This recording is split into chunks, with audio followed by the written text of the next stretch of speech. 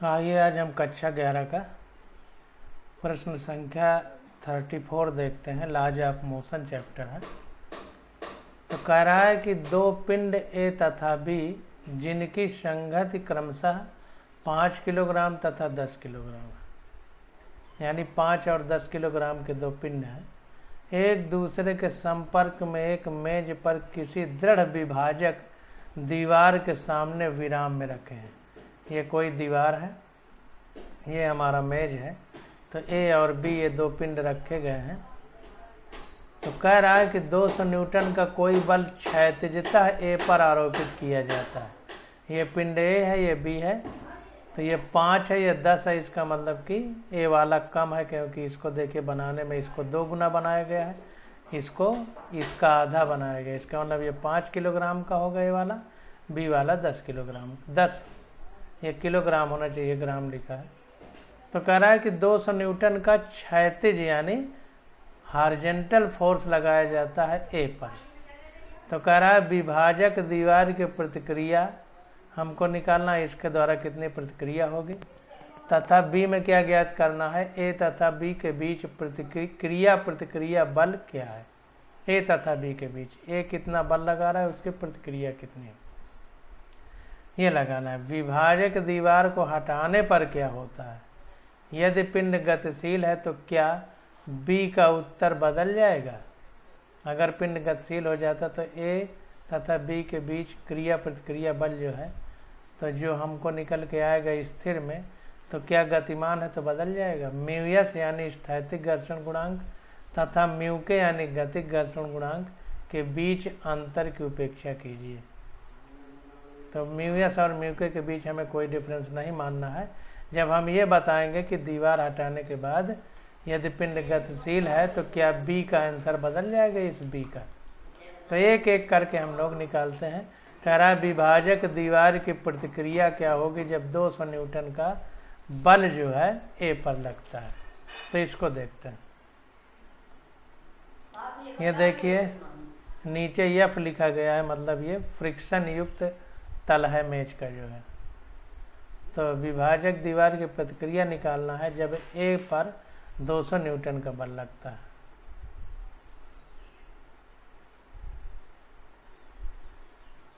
तो देखिए सबसे पहले पिंड ए का द्रव्यमान कितना है, 5 किलोग्राम। पिंड बी का कितना है, 10 किलोग्राम। पिंड ए का m1 माना गया, पिंड बी का m2 माना गया। मेज तथा पिंडों के बीच घर्षण गुणांक म्यू इक्वल टू 0.15। ये देखिए घर्षण गुणांक दिया है 0.15 और पिंड ए पर लगाया गया बल कितना है, 200 न्यूटन। तो अब एक एक करके हमको देखना है। तो विभाजक दीवार की प्रतिक्रिया, तो क्रिया प्रतिक्रिया में क्या है कि जो वस्तु है अगर किसी मेज पर रखी है, तो अगर उसका mg भार नीचे की ओर काम कर रहा है तो उसका प्रतिक्रिया ऊपर की ओर काम करता है। तो प्रतिक्रिया का मतलब भार से संबंधित है। तो वही कह रहा है कि विभाजक दीवार की प्रतिक्रिया, तो बाईं ओर कार्यरत सीमांत घर्षण। अब देखिए जब हम इस पर दाईं ओर बल लगाएंगे तो इस पर बाईं ओर जो है एक घर्षण बल उत्पन्न होगा। इस ये नीचे वाले फ्रिक्शन वाले सतह पर जो एक घर्षण युक्त सतह है, तो मान लीजिए इसके विपरीत जो प्रतिक्रिया है घर्षण वाली वो स्मॉल एफ लिखा जाता है घर्षण के लिए। और हमारा चूंकि पिंड स्थिर है तो स्थैतिक घर्षण गुणांक होगा। तो बाईं ओर कार्यरत सीमांत घर्षण कितना हो जाएगा, F equal to mu R. अब जो दीवार है उसमें दो पिंड रखे गए हैं ए और बी, दोनों के कारण ये होगा। तो इसलिए म्यू दोनों का द्रव्यमान m1 प्लस m2 और गुरुत्वीय त्वरण g हो जाएगा। ये बात ध्यान रखना है कि जब भी हम प्रतिक्रिया बल की बात करेंगे तो हमेशा भार से संबंधित होगा। क्योंकि जब हम कोई आरेख खींचते हैं, जैसे ये कोई मान लीजिए मेज है, ये मेज है कोई, इस पर कोई पिंड ये रखा हुआ है इस प्रकार से, तो इस पर जो है नीचे की ओर mg भार काम करता है और ऊपर की ओर इसका प्रतिक्रिया बल लगता है r। तो ये प्रतिक्रिया जो है r लगता है mg की वजह से। अब ये घर्षण है, मान लो ये चलना प्रारंभ करे तो इस पर जो बल लगाएंगे तो जो इसमें घर्षण होगा स्मॉल f, तो इसके कारण जो प्रतिक्रिया होगी तो घर्षण स्थिरांक का गुणा कर देंगे इस प्रतिक्रिया में। तो r इक्वल टू वैसे mg होना चाहिए, लेकिन अब घर्षण ये उत्पन्न हो जाएगा तो r equal to mu mg हो जाएगा ये प्रतिक्रिया। तो यहाँ पर कह रहा है विभाजक दीवार की प्रतिक्रिया, तो f equal to mu mg होगा। इधर को ये स्मॉल f घर्षण की वजह, घर्षण वाले बल को स्मॉल f और लगाए गए बल को कैपिटल F लिखते हैं। तो ये F बराबर म्यू mg हो जाएगा। अब चूंकि दो पिंड उस दीवार से हैं जैसा क्वेश्चन में चित्र बनाया है, तो इसलिए दोनों का द्रव्यमान गुणे गुरुत्वीय त्वरण और स्थैतिक घर्षण गुणांक म्यू रहेगा। तो म्यू m1 प्लस m2g हो जाएगा। सारी वैल्यू रखा तो 22.05 न्यूटन आ जाएगा। अब देखिए विभाजक दीवार पर दाईं ओर कार्यरत परिणामी बल। अब अगर दाईं ओर कार्यरत परिणामी बल हमको निकालना है तो जाहिर सी बात है कि जितना बल लगाया गया उसमें विपरीत दिशा में जो घर्षण बल लग रहा है उसको घटा दें। तो विपरीत दिशा में घर्षण बल ये हो गया और दीवार की तरफ हमने बल कितना लगाया 200 न्यूटन, ये देखिए दिया गया है। तो F डैश हो जाएगा F माइनस स्मॉल f। तो 200 माइनस ये घर्षण वाला बल कितना है 22.05, तो आ गया 177.95 न्यूटन। ये हमारा आंसर हो जाएगा।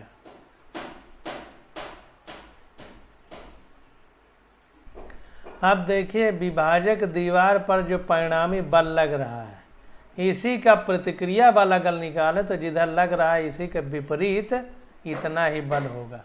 तो वही कह रहा है न्यूटन के गति के तृतीय नियम के अनुसार विभाजक दीवार पर कार्यरत क्रिया बल यहाँ लिखना चाहिए।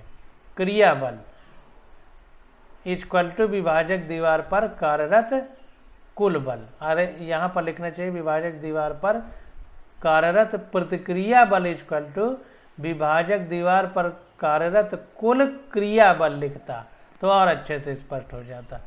तो यहाँ जितना है इसी के विपरीत जो है प्रतिक्रिया होगी। तो ये 177.95 न्यूटन ये हमारी दाईं तरफ है, तो ये हमारा बाईं तरफ हो जाएगा। अब देखिए बी में क्या कह रहा है।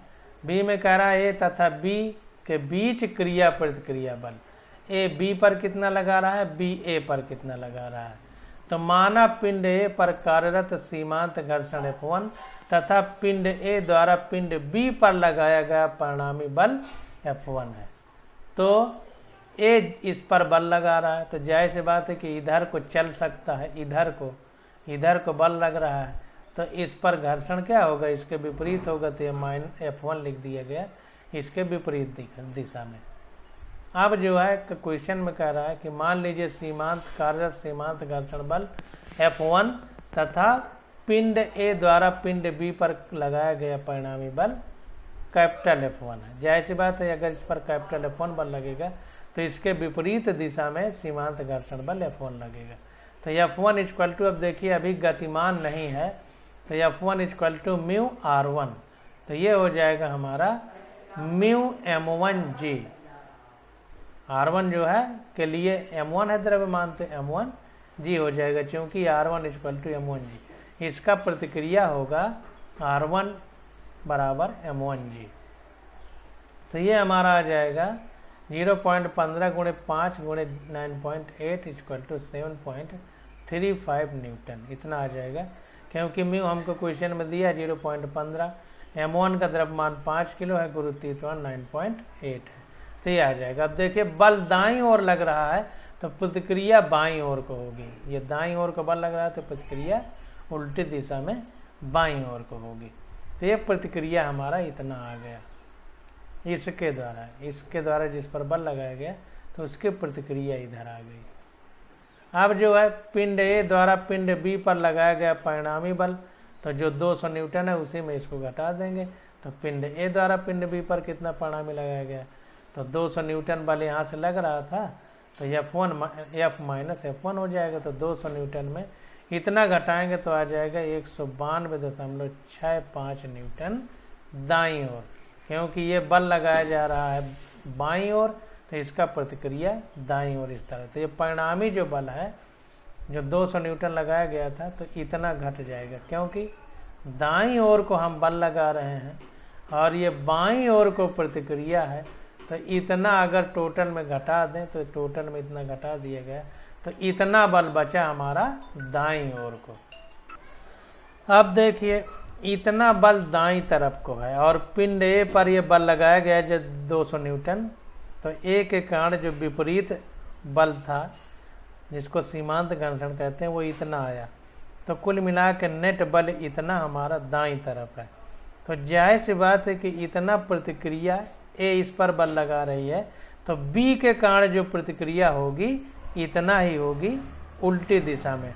तो ये दाईं तरफ है, तो बाईं तरफ इसका प्रतिक्रिया होगी। इतना ध्यान देना कि दाईं तरफ बल लगा रहा है ए बी पर दाईं तरफ, तो बी के कारण ए की तरफ प्रतिक्रिया कितना होगी, इतनी ही। तो देखिए बाईं ओर लिखा है इतना ही। तो न्यूटन के गति के तृतीय नियमानुसार पिंड बी द्वारा पिंड ए पर लगाई गई प्रतिक्रिया, ए यहाँ भूल गया है, तो F1 बराबर 192.65 न्यूटन। अब देखिए सी हमसे पूछ रहा है, कह रहा है जब विभाजक दीवार हटा दी जाए, अगर विभाजक दीवार हटा दी जाएगी, कहने का मतलब ये है कि अगर ये दीवार हटा दी जाए तो क्या होगा।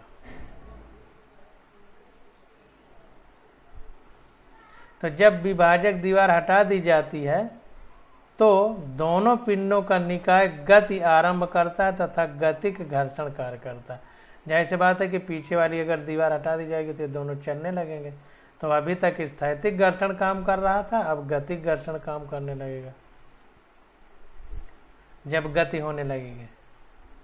तो पिंडों के निकाय पर दाईं ओर कार्यकारी परिणामी बल, अब दाईं ओर कार्यकारी परिणामी बल कितना हो जाएगा, F dash equal to F जितना बल दिया गया है माइनस गतिक घर्षण गुणांक, गतिक घर्षण गुणांक।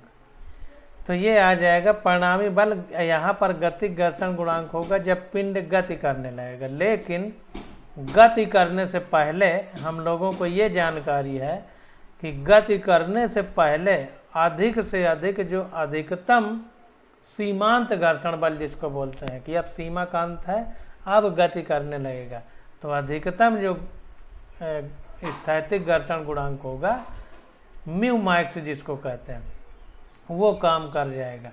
तो अधिकतम वाला कितना है उसी को घटा देंगे। तो यहाँ पर देखिए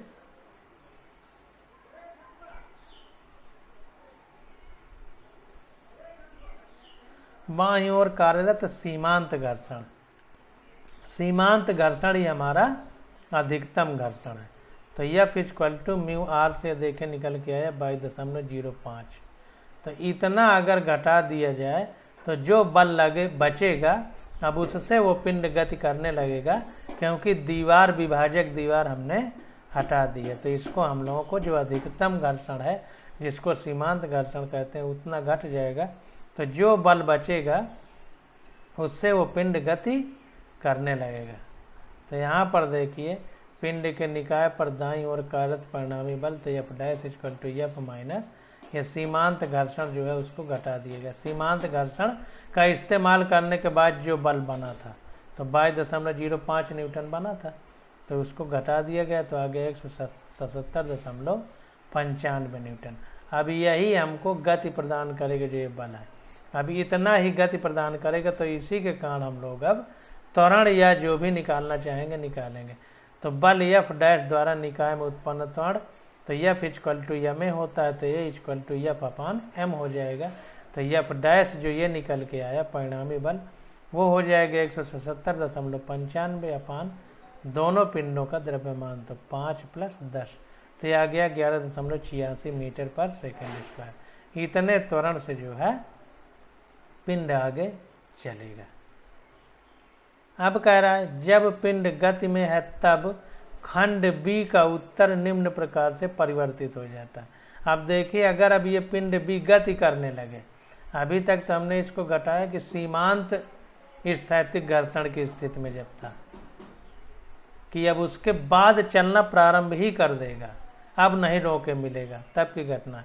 लेकिन कह रहा है कि जब पिंड गति में है तब खंड बी का उत्तर निम्न प्रकार से बदल जाएगा। अब देखिए खंड बी में जो है हमने निकाला है खंड बी, ये देखिए जब पिंड स्थिर है तब की बात हो रही है, तो μmg रखा हमने स्थैतिक घर्षण गुणांक ये। और जब पिंड गति करने लगेगा तब इसका उत्तर किस प्रकार से बदलेगा उसको भी देख लेते हैं।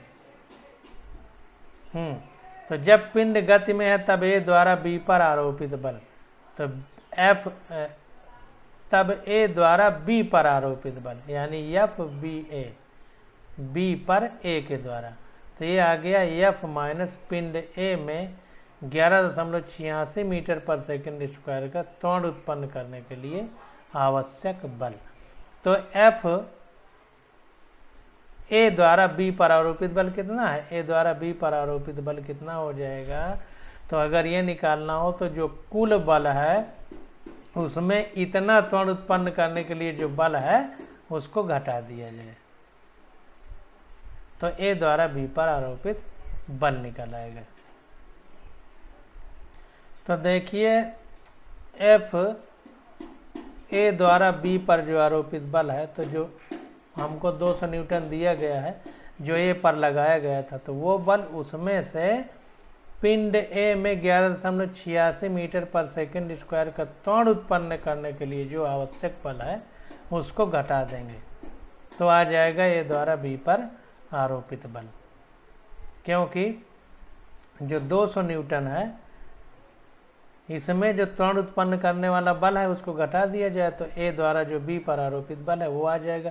क्योंकि ये 200 न्यूटन ए और बी दोनों में डिवाइड हो रहा है, तो ए का जो त्वरण है अगर उसको घटा दें तो ए द्वारा बी पर जो आरोपित बल है वो निकल आएगा। तो इसलिए 200 माइनस F1 प्लस M1 ए कर दिया गया। अब देखिए ये दोनों को यहाँ पर जोड़ा क्यों गया, जोड़ा इसलिए गया कि बी पर जो ए के द्वारा बल है उसका जो प्रतिक्रिया है वो जो बल लगाया जा रहा है उसके विपरीत होगा। तो ये 200 न्यूटन के विपरीत कितना है वो जो है अगर घटा दिया जाए तो कुल निकल के आ जाएगा नेट जो ए के द्वारा बी पर लगाया गया है। तो F1 ये हमारा घर्षण है ही और ये प्रतिक्रिया जो है M1A है। तो यहाँ पर देखिए समझने का प्रयास करिए कि अगर जो है दो पिंड हमारे रखे हुए हैं, एक पिंड ये है और दूसरा पिंड ये है, ये है मान लीजिए, तो अब इसके कारण इस पिंड पर बी वाले पे जो बल लग रहा है तो उसी के कारण इसके बल की प्रतिक्रिया घर्षण बल के रूप में है, बल की प्रतिक्रिया घर्षण बल के रूप में, और इसका त्वरण इधर को है हमें A1 इसका, तो जाहिर सी बात है कि जो बल लगा है उसी की प्रतिक्रिया ये F विपरीत दिशा में है, तो ये है और इसकी जो बल लगा है उसकी क्रिया जिसका प्रतिक्रिया F के रूप में है, जो ये F है इतनी ही क्रिया हुई होगी जिसके विपरीत में ये घर्षण के रूप में प्रतिक्रिया दिख रही है, तो क्रिया वाला F प्लस M1A दोनों एक ही दिशा में होंगे, तो इसलिए F1 प्लस M1A जोड़ करके घटाया जा रहा है कुल बल में। तो ये आ गया 200 माइनस F1 हमारा 7.35 ऊपर निकाल चुके हैं, प्लस द्रव्यमान M1 का 5 किलोग्राम है, प्लस त्वरण जो है 11.86 अभी हमने निकाला।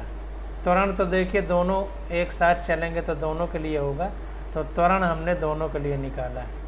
तो ये सॉल्व करने पे आ गया 133.35 न्यूटन, ये बी पर लगेगा ए के द्वारा।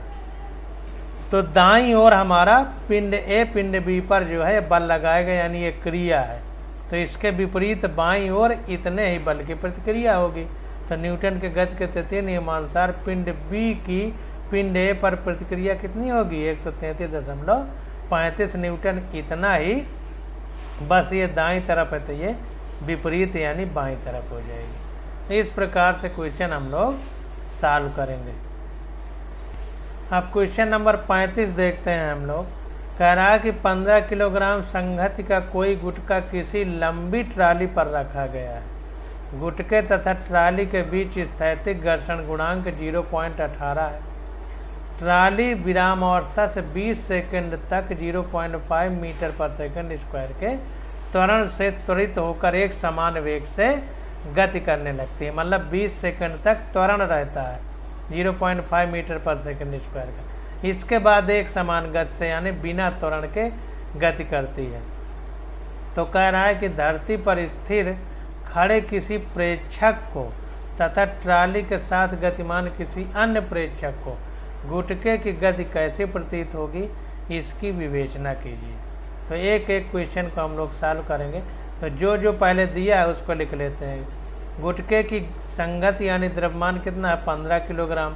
गुटके एवं ट्राली के बीच घर्षण गुणांक कितना है, स्थैतिक घर्षण गुणांक 0.18 है। ट्राली का त्वरण कितना है 0.5 मीटर पर सेकंड स्क्वायर। कितने समय के लिए 20 सेकंड के लिए। इतना हम लोगों ने सब कुछ लिख लिया। अब हमसे पूछ रहा है कि धरती पर स्थिर खड़े किसी प्रेक्षक को गुटके की गति कैसी प्रतीत होगी। तो धरती पर खड़ा है व्यक्ति, देखिए तो धरती पर खड़ा है तो गुटका ट्राली पर रखा है, अतः गुटके पर ट्राली द्वारा लगाया गया बल। तो गुटका चूंकि ट्राली पे लगा है और ट्राली 0.5 मीटर पर सेकंड स्क्वायर के त्वरण से 20 सेकंड तक चलती है। तो जाहिर सी बात है कि त्वरण है तो फार्मूला लगा देंगे F = ma। अब यह हमको दिया है कि गुटके का द्रव्यमान 15 किलोग्राम है और स्थैतिक ये त्वरण जो है 0.5 है यानी 7.5 न्यूटन का बल लगेगा इस गुटके पर। अब देखिए ट्राली पर यह गुटका रखा है और ट्राली 0.5 मीटर पर सेकंड स्क्वायर के त्वरण से चल रही है। तो जिस दिशा में चलेगी तो ट्राली के द्वारा बल लगाया गया है, तो जिधर ट्राली चलेगी उसके विपरीत ये बल लगेगा। तो जाहिर सी बात है कि गुटके पर ट्राली द्वारा लगाई गई ये प्रतिक्रिया है, अतः इसकी दिशा ट्राली की गति की दिशा के विपरीत होगा। तो ट्राली की गति के विपरीत दिशा में इतना बल लगेगा 15 किलोग्राम का जो द्रव्यमान ट्राली पर रखा गया है। अब देखते हैं आगे क्या होता है। अब देखिए ट्राली द्वारा गुटके पर लगाई गई प्रतिक्रिया के कारण गुटका पीछे की ओर गति करने का प्रयत्न करता है। जाहिर सी बात है कि ट्राली आगे की ओर चल रही है तो ट्राली का प्रतिक्रिया बल गुटके पर पीछे की ओर लग रहा है। तो ट्राली अगर आगे चलेगी तो गुटका पीछे की ओर चलने का प्रयत्न करेगा, परंतु सीमांत घर्षण इसकी गति का विरोध करता है। लेकिन सीमांत घर्षण क्योंकि स्थैतिक घर्षण है उसी का सबसे अधिकतम रूप होता है, तो जब वो अधिकतम रूप से ज्यादा त्वरण उत्पन्न हो जाएगा ट्राली में तो वो वस्तु चलने लगेगी। तो जो सीमांत घर्षण है ये आगे की ओर लग करके जिधर ट्राली चल रही है इस गति का यानी पीछे की ओर गुटके के फिसलने का विरोध करता है। यदि गुटके पर सीमांत घर्षण उस पर आरोपित बल से अधिक है तब गुटका गति नहीं करेगा। जाहिर सी बात है कि सीमांत घर्षण का मान अगर गुटके पर जो बल लग रहा है ट्राली के द्वारा विपरीत दिशा में उससे ज्यादा है तब तो रुका रहेगा गुटका, नहीं तो गति करने लगेगा। तो अब देखते हैं कि गुटके पर कार्यरत सीमांत घर्षण कितना है। तो F बराबर स्थैतिक घर्षण गुणांक गुणे प्रतिक्रिया R, तो म्यू mg हो जाएगा। स्थैतिक घर्षण गुणांक हमको दिया है 0.18 गुणे 15 हमारा द्रव्यमान है, गुरुत्वीय त्वरण 9.8 है। तो ये आ गया 26.46 न्यूटन। तो अब ये 26.46 न्यूटन जो आया है तो ये हमको बता रहा है कि जो घर्षण बल है F जो निकल के आया है ये हमारा जो वस्तु ट्राली में जो प्रतिक्रिया बल पीछे की ओर लग रहा है उससे बहुत ज्यादा है। देखिए घर्षण बल कितना है 26.46 न्यूटन, और जो पिंड ए पर ट्राली पीछे की ओर बल लगा रही है वो है 7.5 न्यूटन। तो घर्षण बल ज़्यादा है, इसका मतलब कि पिंड को पीछे की ओर ये गति नहीं करने देगा। तो देखिए, क्योंकि स्मॉल एफ यानी घर्षण बल is greater than capital F यानी ट्राली द्वारा प्रतिक्रिया बल से ज़्यादा है घर्षण बल, अतः स्थैतिक घर्षण लगाए गए बल एफ के बराबर व विपरीत दिशा में स्वयं को समायोजित कर लेता है।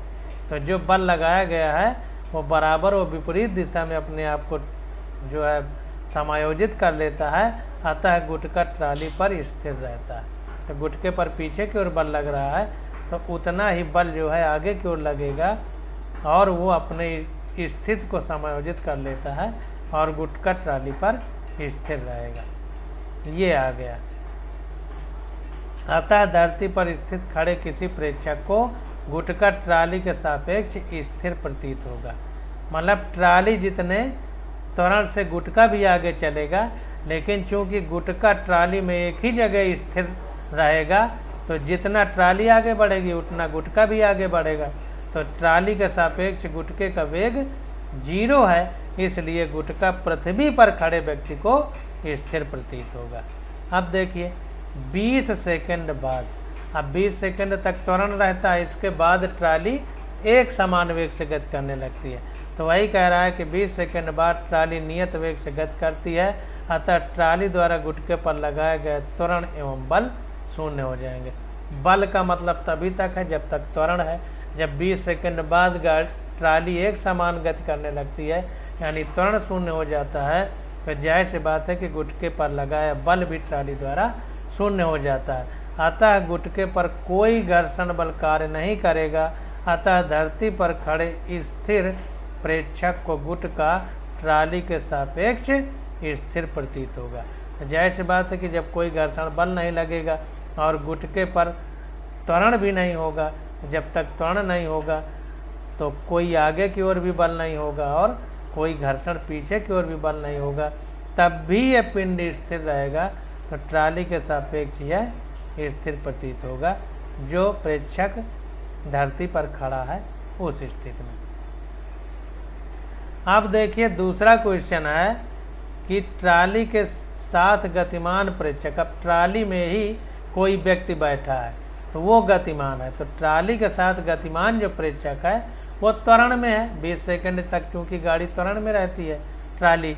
अतः प्रेक्षक द्वारा अजड़त्वीय निर्देश फ्रेम होगा जिसके लिए जड़त्व का नियम प्रभावी नहीं होगा, अतः गुटके की गति इसके द्वारा प्रेक्षित नहीं की जा सकती है, अतः प्रेक्षक के सापेक्ष गुटका स्थिर होगा।